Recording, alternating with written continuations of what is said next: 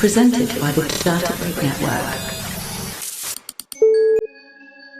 This is New Eden. An anomaly even within the Data Break Network.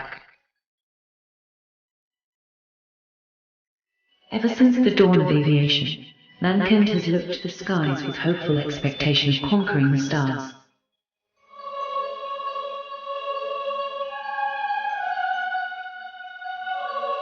Beyond the remnants of the shattered gate, a universe of impossible splendor lies among an endless sea of stars.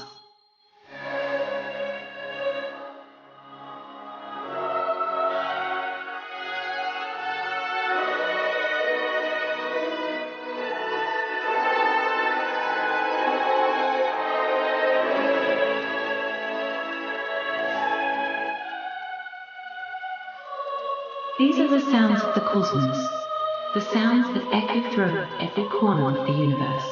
This is New Eden FM. Happy Sunday, everyone. Welcome to New Eden FM. We have the music and news to enhance your Sunday. I'm Alondri of the Galaxy, and we are live in-game in the Kaimon system at the Mercantile Club Bureau Station, Moon 25, where we're relaxing after some important meetings about mercantile matters. And by the way, 25 is a lot of moons, especially for an icy world like this one. And this moon is so far from its planet, I have no clue how it's gravitationally bound to it at 0.18 AU. That's pretty far. This system is pretty weird in and of itself. I mean, you look at Kaimon 1 and 99.36 orbital period, and it's 8.84 AU distance. That planet's got engines or something. That's like watching Venus spin around like real fast. And that Kaimon 2, that's another temperate world in this system. It's 10.41 AU out, and it orbits at 405.75 days. Now, that's farther from its star than Saturn is from Sol, and it takes 29.4 years to orbit. I'm getting ready for the show here. I figured out that NetEase does not understand astrophysics or Goldilocks zones. But I digress. Here in the studio with me today, we have Rose. How are you doing today, Rose?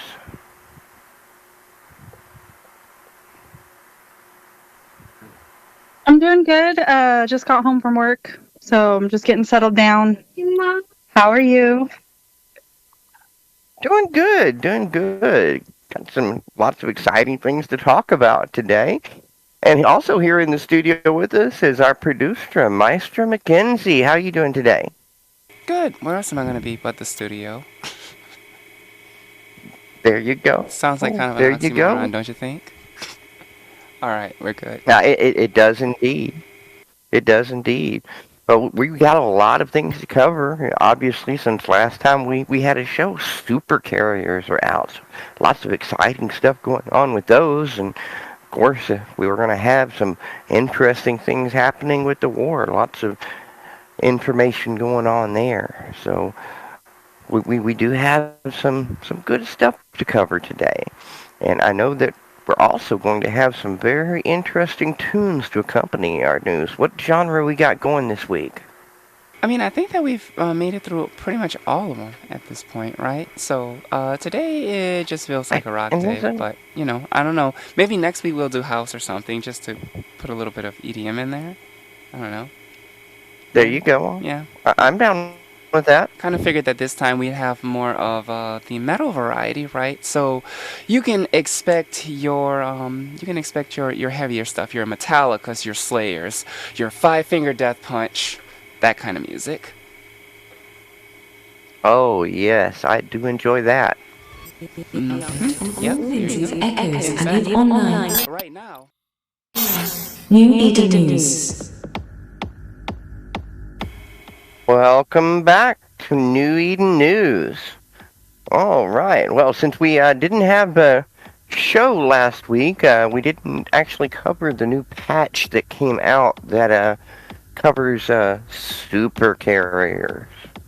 Yeah, some serious new content that we got in this most recent major patch. not this last Tuesday, but Tuesday before, on the 7th. We got supercarriers. We got the Worm, the Hell, the Aeon, and the Nyx. Those are the different supercarriers. And actually manufacturing them is a bugger of a thing. The things require the capital debris from all the different types in varying amounts. Obviously, it requires more from its nation, but it actually requires all of them. So, yeah, that's it's some serious cost to it.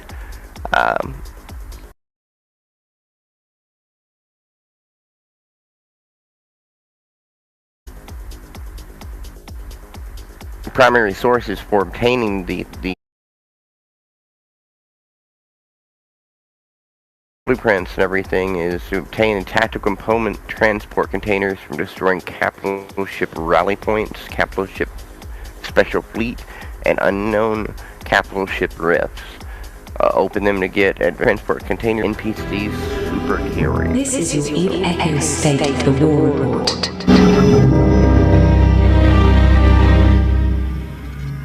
Welcome back for State of the War, brought to you by Echoes.mobi, the best kill mail bot in New Eden.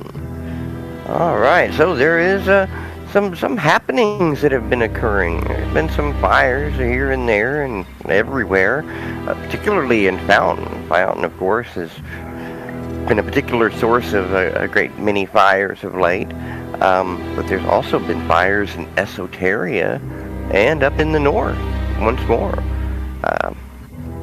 Little birdie told me that CRB actually lost 2 capital ships towards the start of the show. Yeah, as it turns out. Activity that has caused the Burr renters there in Esoteria, as well as Burr itself, some difficulty, some pressures and problems, particularly the renters there. RAR and 108, both of those organizations have had a lot of problems. WTFF, all those renters in the Burr sphere there in Esoteria have developed a great deal of Russian difficulty. Well, I don't know everything, but I do know that these two players who got killed from CRB did in fact lose their dreadnoughts. One a Naglfar and one a Phoenix in period bases. Specifically, that was the NOK Tech FZ system or constellation. I think it's that constellation. They both got killed in it. Rip. Yeah. Yeah, CRB has been using their capital fleet to tear a swath across period bases and Esoteria, all the areas that are in the Burr sphere there. I think they've been. Have they been doing anything? Has there been any problems in the pasture with the Russians? There, Rose?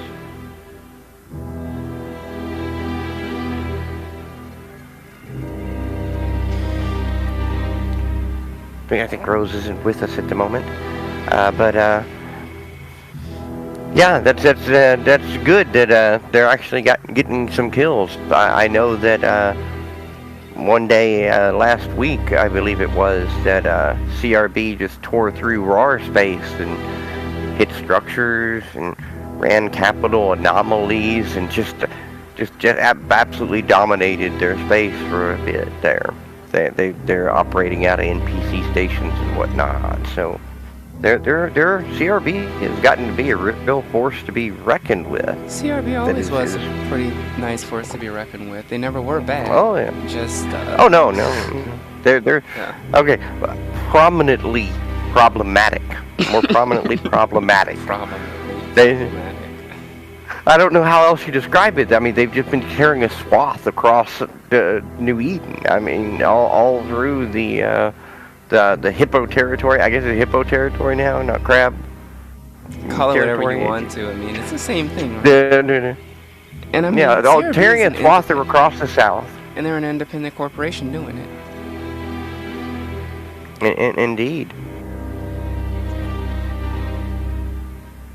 So yeah, it's very interesting. Although they are tied with Razzle Dazzle, of course. So they are decidedly on that side. This is probably why they're tearing a swath across the south and not tearing a swath across the north.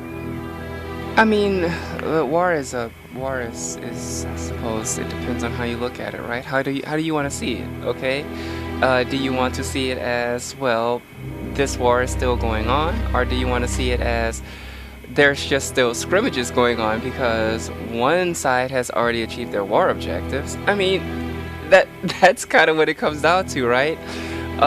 Technically, the hippos accomplished their war objectives. They had removed all of the Saab from Silent, and apparently they're attacking it again. So I don't know.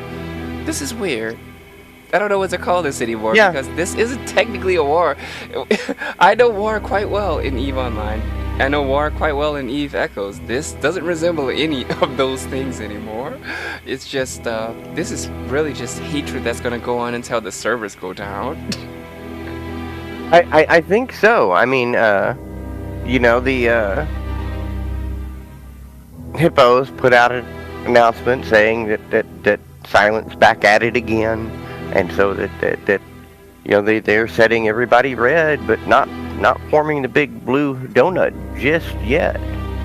So that's an interesting development. But of course, you know, they are definitely having some problems with Silent. Silent's definitely having some problems with the hippos because my understanding they've actually lost a few capital ships here and there. There's been a lot of pressure up there, and even talks about the Hell Camp that is going on in El Taxi is what Silent is doing. So a lot of interesting things going on there. It keeps things fresh. It keeps things fun. What can I say? You know, why not, right? Well, I suppose so. And of course, you know, in Fountain, you had Myth is completely broken up and dissolved, which interestingly enough, it seems like a lot of them got pushed into the team Razzle Dazzle. So I don't know how wise it was to break up a neutral entity like that Meow did. Kind of bolstered Razzle Dazzle there a little bit. And my understanding is that they're pushing out Wolf now out of Fountain. Yeah, so, I had heard something about that. One of my old colleagues messaged me to talk about how Wolf was being they had Silent knocking on their door. I'm like, oh, really? Ouch. I guess. Well, Meow was pushing Wolf out, and so I'm guessing that Wolf will probably end up going in with Razzle Dazzle. I mean, I can't see the dynamic of the galaxy as it stands right now.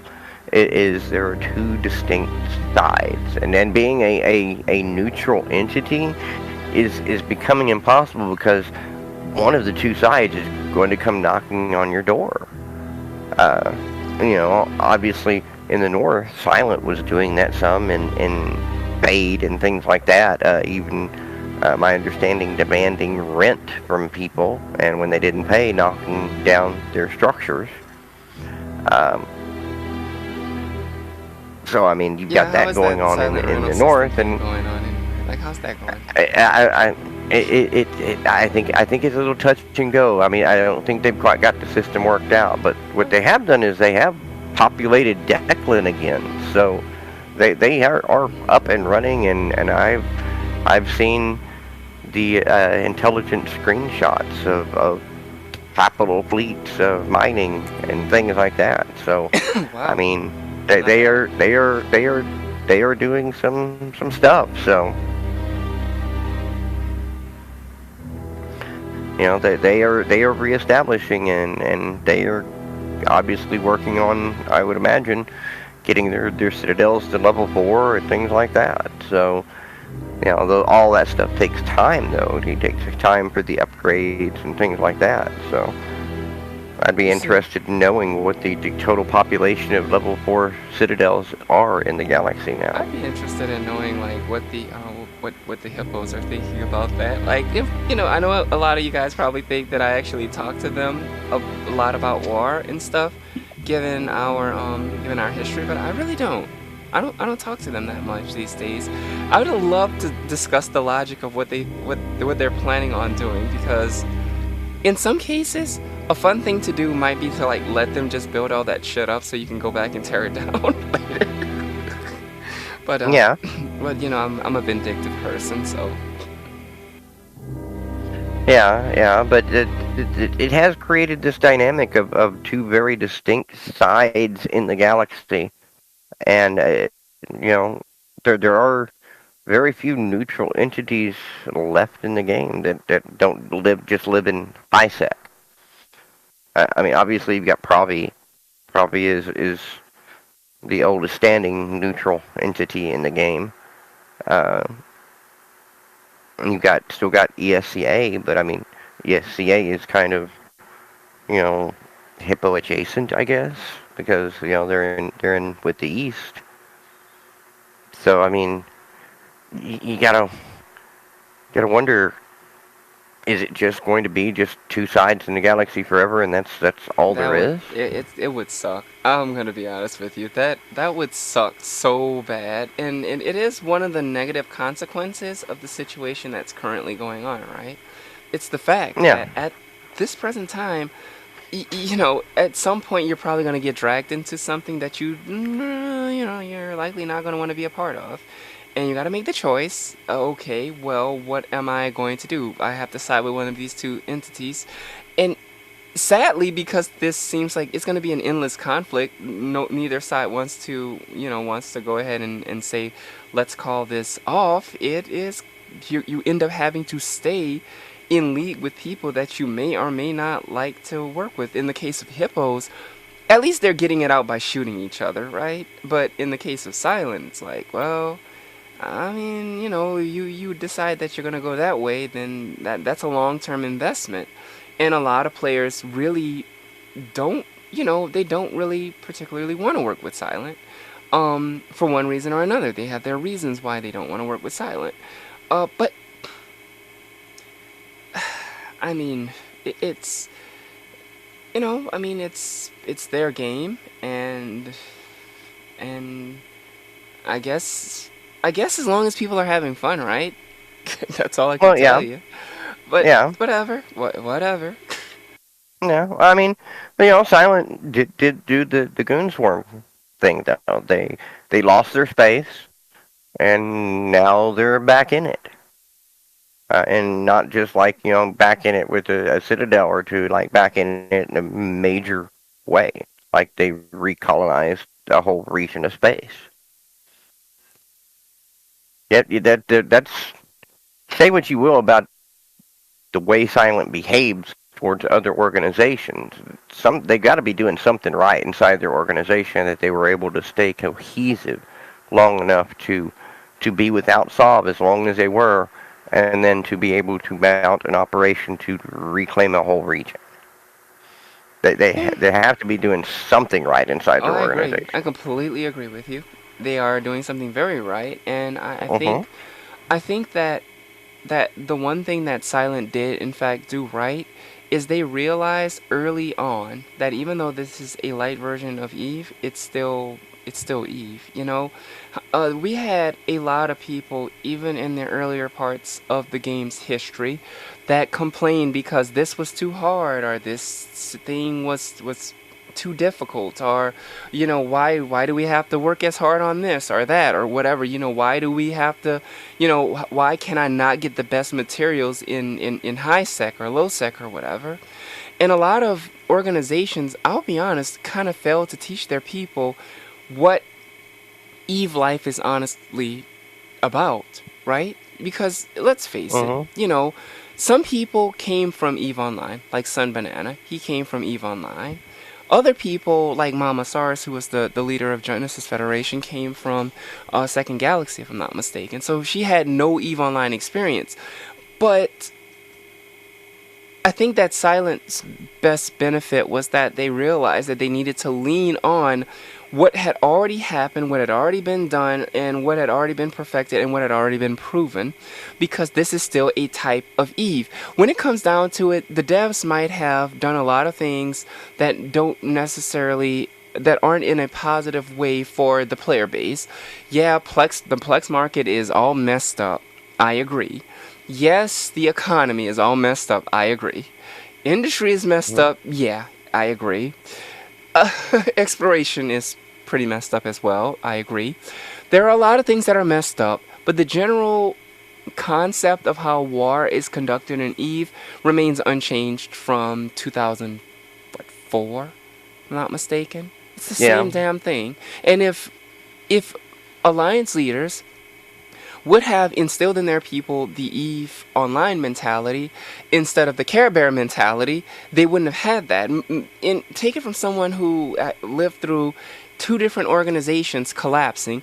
It was always because of individual selfish needs. You know what I mean? It was about people who wanted to reap the benefits of living in nullsec without understanding what it really takes to be a nullsec organization. And it's most of the organizations in the game don't know how to be a nullsec organization. In EVE Online, people are taught that, shit happens. Don't cry when you lose your ship, because you will inevitably lose your ship.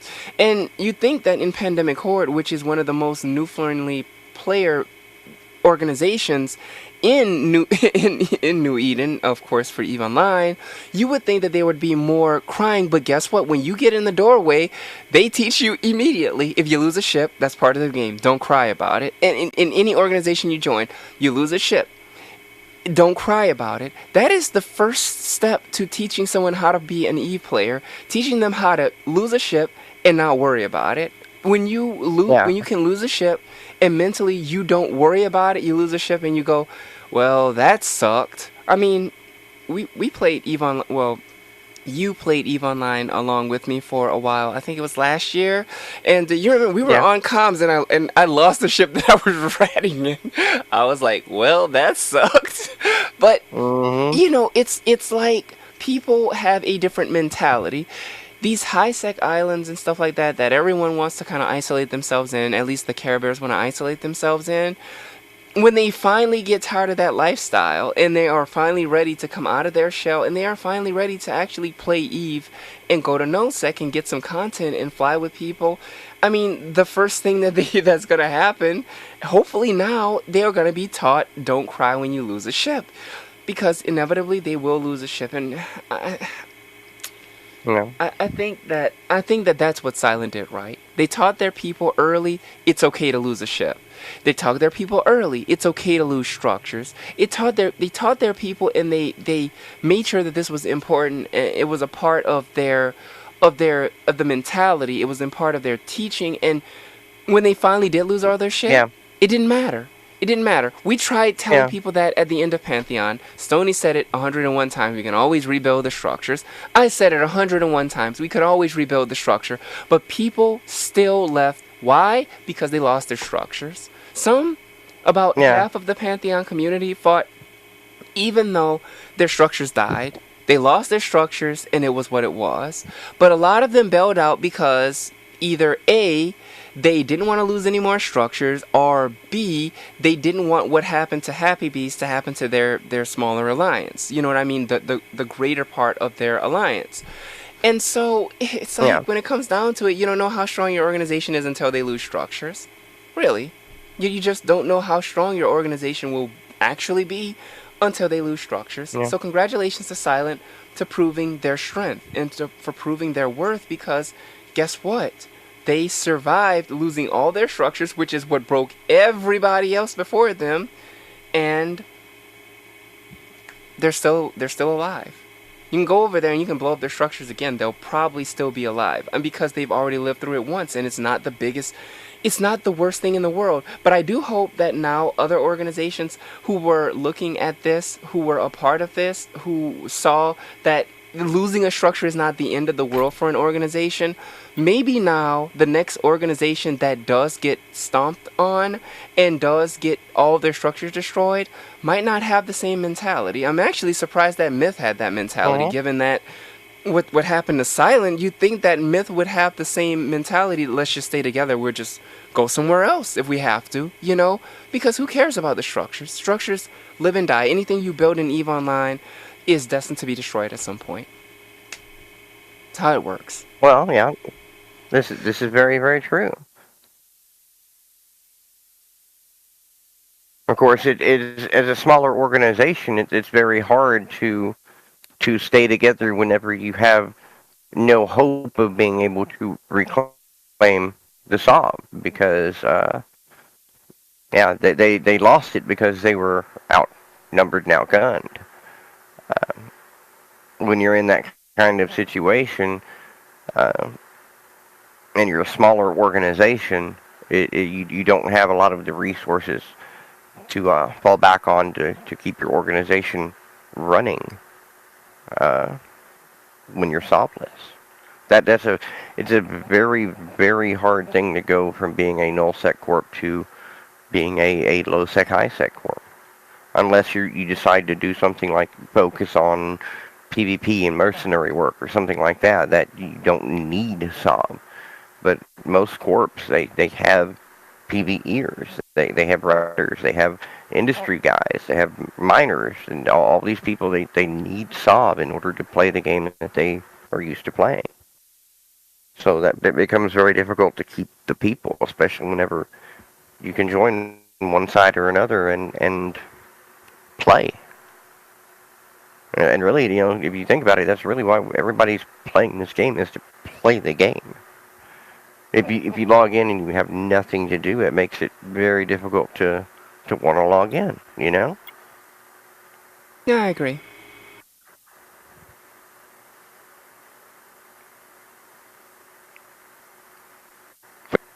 Whenever they left Declan. I mean, they blew what was left of it. Well, yeah, they didn't wait for the finishing blow or anything like that. I've granted they'd lost they lost Branch. They lost pretty much every other region, but when it came to Declan, they got pushed back. They lost some stuff in Declan, but before the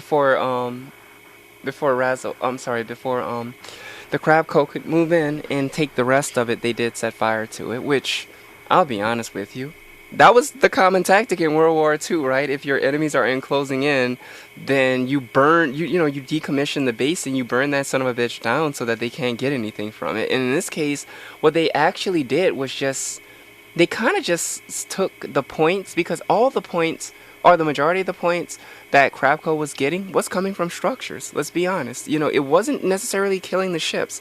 It was killing the structures. They were killing a lot of capitals, and they were making a lot of their total, ISK value off of killing those ships from players that wanted to go out and rat in carriers during an active war. And so, yeah. And so they were making their numbers. Killing their own Sav was a fantastic idea, because what it actually did was it took away any numbers or any possibility of there to be an increase of numbers from the Crab Co side. I mean, if you don't have Sav, you don't have to worry about people out there riding in carriers, right? And they were very intelligent about that. I mean, they were really super intelligent about making sure that their capital ship pilots weren't doing stupid things. I can count the number of capitals they lost on one hand that were lost during a war or during the war because there was someone that was like ratting. Occasionally, they might have lost a capital because someone was playing undocking games, but so did Crabco. So did Crapco. They all lost something because they were playing undocking games, or they had that one guy that was just stupid and, trying to warp through low sec and ran out of capacitor in the middle of low sec and got scanned down and got ganked and killed. Both sides had those, but the thing is, Silent had less players doing that, and when they removed the rest of the SOV, it made it so easy because now you don't have a place to do it at all. Where are you going to spawn your capital rally point? Huh? Yeah, exactly. You're not going to. The only thing you can do is run Dormant Realms, and that's pretty much it. You do that from inside of a station, safely inside of a station. Yeah. So I mean, it was very brilliant strategy on Silent's part, and I'll be honest, calling it and just saying, well, since we've removed their space, we have no more reason. We've accomplished our war objective. Then yeah, there is no more war. We go back to being neutral, and we'll only team up when it's time to go in and stomp their shit again, which, in my opinion, Crapco got lazy on that. If they are the Hippos, they got lazy on that shit, because if they had, Silent still wouldn't have Sob, and maybe they would be in a better place from a morale standpoint. So if you want to, talk about blame on both sides of the war and where people made mistakes, there you go. That's where the mistakes were made. And that's where the mistakes are still being made. Silent, I don't blame them for anything that they're doing, because what they did was it was the best.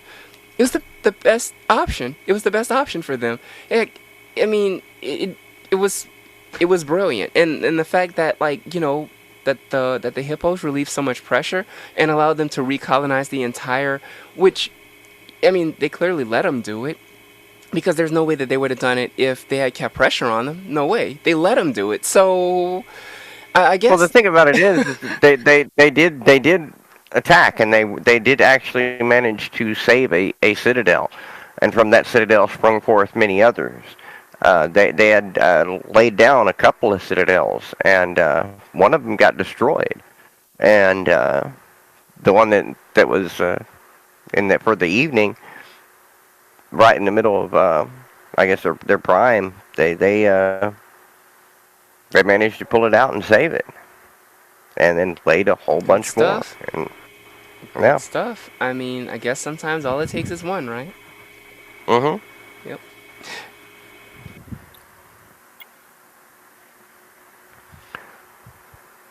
Pretty much everything happening in the war thus far. I guess an interesting thing of note, though, is I believe Honk is still trying to pause that Void Citadel that they're trying to upgrade to level 4.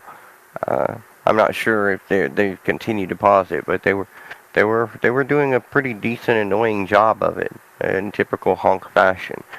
So I don't know. I think that whole thing between Void and Honk goes back to the time of the Square Rock, and whenever Honk was going after the intumescent belts. Oh, I remember those things. Those things were absolutely great. That's those damn belts. I think I remember protecting them, and I remember protecting them more from new players who had no clue what it was, and just like, ooh, I want to go mine this. No. I remember having to stick cameras in the things to watch it, to see, giving people instructions that if you are in this belt, you will be shot on sight, things like that. Void was really serious. They were super serious about defending those damn belts. Oh, Void took it to a whole new level. They had these ones protected. They organized protection on an alliance level, whereas many other places it was, if you happen to have one in your system, it was up to you to protect it. There was no real organized protection of it. And Void is the only organization that really organized protection of these things on this level. They organized they had a squad of people who were just devoted to protecting these belts. So, the time of Square Rock was when Void was really shining. They had a whole network of these things. And they were just getting their miners were just enjoying mining the things that spawned off of those things. So it's a very interesting time. Hmm. Now, if you want square rocks, you have to compress the things yourself, for the most part. I mean, you can still get the spawn from the passes if you really want. Yeah, okay, and stuff like that. Yeah, you can. Nihilus, those things are just so graphically intensive, though. It's and slow. Oh It is really gosh, it painful. is so It is really painful. slow It's really painful in there. moving. So I mean, it's not a lot. That's kind of a poor substitute for the belts that you just warp to, just like the regular mining belts, but they got square rocks in them. They were just absolutely bloody wonderful. But yeah, I think the whole thing between Honk and Void goes back to those days, way back, early game. So, but yeah, I think that about covers it. We've got a couple of things we can cover in Eve Talk, but if you have something to kind of jam us over to that. Is Talk on New Eden FM. Welcome back for Eve Talk. Well, we do have a few things to discuss here. One of the things that we do want to discuss is there is actually something going on on the realm of Discord. As we all know, Discord is about as tied to this game as any kind of thing can get.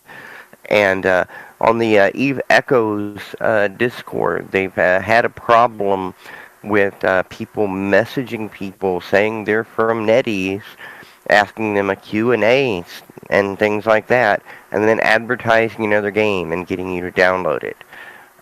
Do not do this, because these people are not with NetEase. This is actually a scam.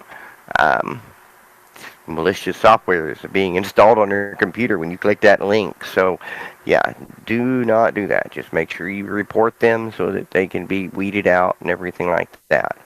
But, yeah, that is a problem that they had to make a post about on the 14th.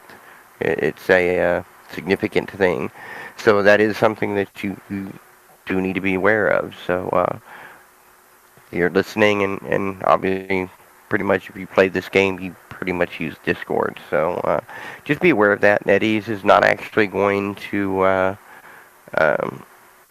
approach you and not going to ask you to download new games and things like that. That's not something that they employ people to do. So if somebody's doing that, that's not them. Don't click the link. No game company does that, by the way. Just so Yeah. so you know. Jeez. That's right. And also, NetEase is also doing some new projects. Ooh. One of them involves Facebook. They're actually looking for people to help out. Anyone who lives on Facebook, who wants to do things with the EE Facebook page and help them out with that. That is an option that they're looking for, and they're also looking for people scary good with data and organization, because they have a new Discord project working on, and they're looking for more people to launch it. So if you like graph sheets, making or editing wikis, they want to talk to you. So if that kind of stuff interests you, go over to their Discord, and instructions there in the Discord announcements to actually follow and find that out. And we here at New Eden FM are actually looking for more staff ourselves. So if you are interested in podcasting like what we do here, and we're working behind the scenes, we're helping out in some way, if you have something you want to offer, give us a shout out. Message us and let us know, and we'll see if you are a good fit.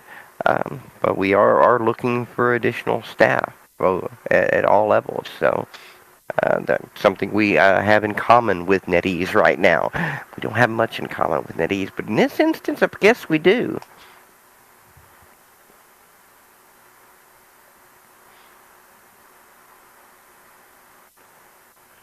That's going to bring us to a close on this broadcast of New Eden FM. Uh, do want to remind everybody to check out the other content creators. I'm not sure if Rambo's having a show tonight because it is He's called Father's Day. Yeah, he called it for Father's Day. He's going to go He did. yeah, he's gonna go and do the dad thing. Yeah, he's a dad. He's a dad. So. Yeah, he is in fact a dad. Yep.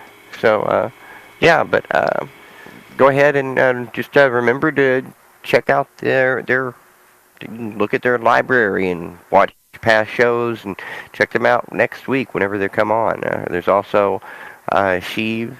He's got some good content. Vince's making some good stuff still, and have Damon Zell. He's still producing content. So there are some good content creators out there to continue to get your fix for Eve Echo's content until our next broadcast.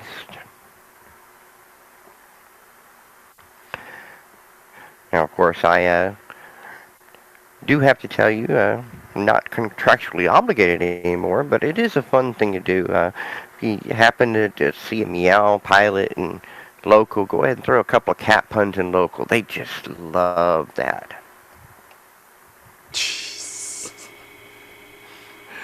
Yeah, I think I'll pass on that. It's good, wholesome fun. I guess, maybe. I don't know. Someone test it out and let me know. There you go. You don't knock it till you try it, people. Throw them cat puns out there in local.